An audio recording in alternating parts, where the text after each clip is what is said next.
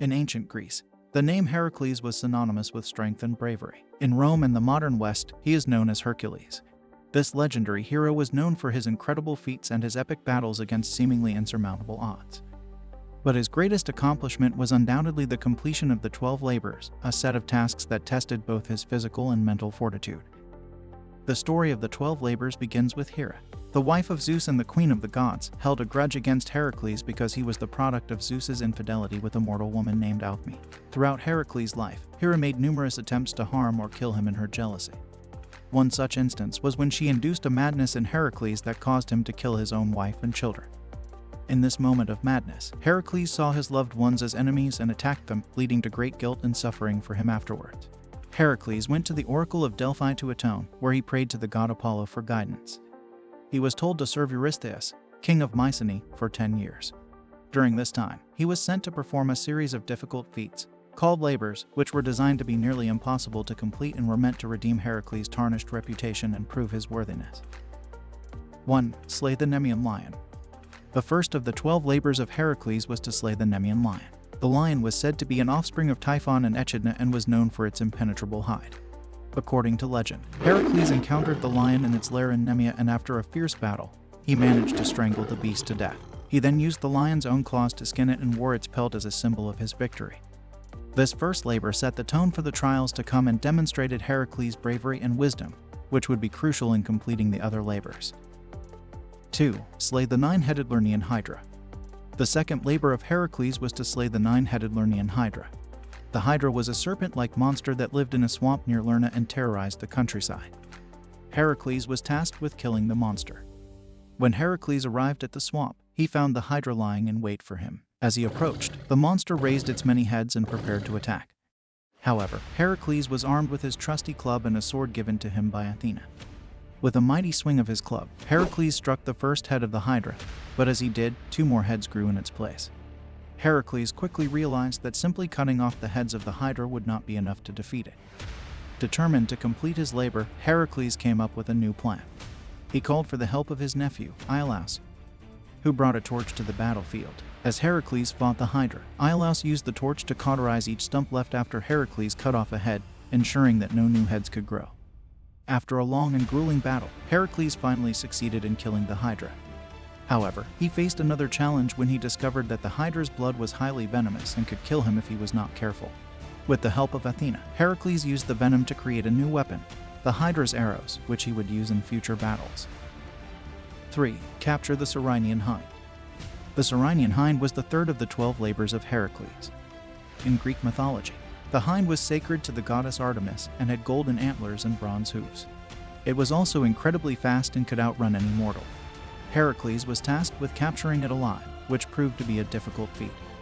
After chasing the hind for a full year, he finally captured the hind by shooting it with an arrow between the creature's legs, thereby fulfilling the requirements of his labor. 4. Capture the Erymanthean boar. The fourth labor of Heracles was to capture the Erymanthean boar. The boar was a fierce and dangerous creature that lived on Mount Erymanthus in Arcadia. It was said to cause destruction and devastation to the nearby countryside, making it a formidable challenge for even the bravest of heroes. Heracles was tasked with capturing the boar alive and bringing it back to King Eurystheus. The journey was long and arduous, but Heracles was determined to succeed. He traveled to Mount Erymanthus, first chased the boar with shouts, and thereby routed it from a certain thicket and then drove the exhausted animal into deep snow. He finally managed to capture the boar and bring it back to the king. 5. Clean the Augean stables. The fifth labor of Heracles was to clean the Augean stables, which were stables belonging to King Augeas of Elis and were home a list of 3,000 cattle. However, the stables had not been cleaned for over 30 years, and the accumulated waste had become a problem for the local people. Heracles was tasked with cleaning the stables in just one day. Heracles came up with a clever solution. He diverted 2 rivers, the Alphaeos and Peneos, to run through the stables, washing away all the waste. King Augeas was so impressed by Heracles' feat that he offered him 1/10 of his cattle as a reward. However, Heracles refused, stating that he had not performed the task for personal gain but to fulfill his obligations as part of his labors. 6. Slay the Stymphalian birds. The Stymphalian birds were a group of man-eating birds that lived in a swamp near the city of Stymphalos. They were so numerous and aggressive that they made it impossible for the local people to farm or hunt in the area. As part of his 12 labors, Heracles was tasked with slaying the Stymphalian birds. Heracles used a rattle given to him by the goddess Athena to startle the birds and drive them out of their hiding place in the swamp. He then shot them with his arrows, killing many of them. The rest flew far away, never to plague Arcadia again. Heracles brought some of the slain birds to Eurystheus as proof of his success. 7. Capture the Cretan bull. The seventh labor of Heracles was to capture the Cretan bull. This bull was sent by the sea god Poseidon to terrorize the island of Crete. King Minos had failed to sacrifice the beast to the god, and so it ran rampant, causing destruction and death. Heracles was tasked with capturing the bull, which was said to be extremely fierce and powerful. He managed to track down the bull, and with his immense strength, Heracles was able to subdue it and bring it back to King Eurystheus as proof of his accomplishment. The bull was later released and wandered into Marathon, becoming known as the Marathonian bull. 8. Steal the mares of Diomedes. The ninth labor of Heracles was to steal the mares of Diomedes. Diomedes was a king who kept a herd of man-eating mares. Heracles was tasked to bring them to King Eurystheus, but the mares were fiercely guarded by their master and his followers. To accomplish this feat, Heracles traveled to Thrace and challenged Diomedes to a battle. When Diomedes was killed in the fight, Heracles fed Diomedes to his own horses, then tamed the horses and brought them back to Eurystheus. 9. Obtain the girdle of Hippolyta, queen of the Amazons. The ninth labor of Heracles was to obtain the girdle of Hippolyta, the queen of the Amazons. According to the myth, Hippolyta wore the girdle as a symbol of her power and position as queen. King Eurystheus demanded that Heracles bring back the girdle as one of his tasks. Heracles, who was no stranger to violence, chose to complete the labor peacefully. He sailed to the Amazons island with a group of his followers and convinced Hippolyta to give him the girdle voluntarily. However, another version of the myth states that Hera caused conflict between Heracles and the Amazons by making Hippolyta suspicious of Heracles' intention. In this version, a battle broke out between the Amazons and Heracles, which resulted in the death of Hippolyta and the theft of her girdle. 10. Obtain the cattle of Druon. The 10th labor that Heracles was assigned was to obtain the cattle of Druon. Druon was a three-headed giant who lived on the island of Erythea. Heracles had to travel to this distant land to steal the cattle, which were guarded by the two-headed dog Orthrus and Druon's herdsman, Eurytion. Heracles first killed Orthrus, and then engaged in a battle with Druon. After defeating the giant, Heracles drove the cattle back to Greece, but the journey was not easy. To annoy Heracles, Hera sent a gadfly to bite the cattle, irritate them, and scatter them.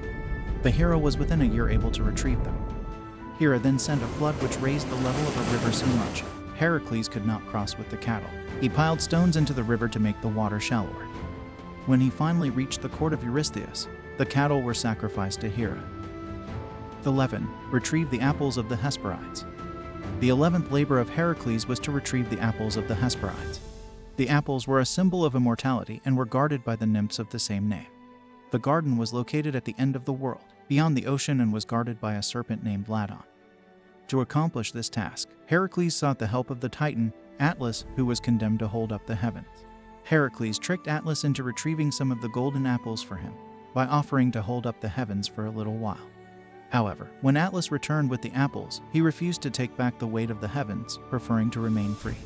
But Heracles tricked him again by agreeing to take his place on condition that Atlas relieve him temporarily so that Heracles could make his cloak more comfortable. Atlas agreed, but Heracles reneged and walked away, carrying the apples. 12. Capture and bring back Cerberus, the three-headed hound guarding the entrance to the underworld. The final and 12th labor of Heracles was to capture and bring back Cerberus, the three-headed hound who guarded the entrance to the underworld.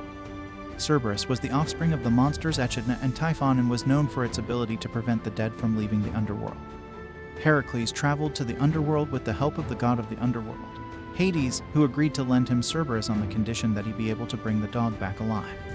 He descended into the underworld and confronted Cerberus, who fiercely guarded the entrance. Despite the danger, Heracles was able to subdue Cerberus by wrestling it and choking the beast with his bare hands. He then brought it back to the surface, where King Eurystheus was shocked to see that Heracles had actually succeeded in capturing the fearsome three-headed hound.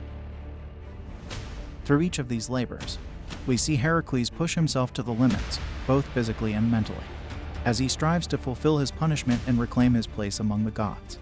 The moral of this story is that even the strongest and most capable among us must face obstacles and challenges. And it is through perseverance and hard work that we can overcome them and find redemption. Thanks for watching Greek Mythology Wiki. Please do like and subscribe to GM Wiki and press the bell icon to never miss new video updates.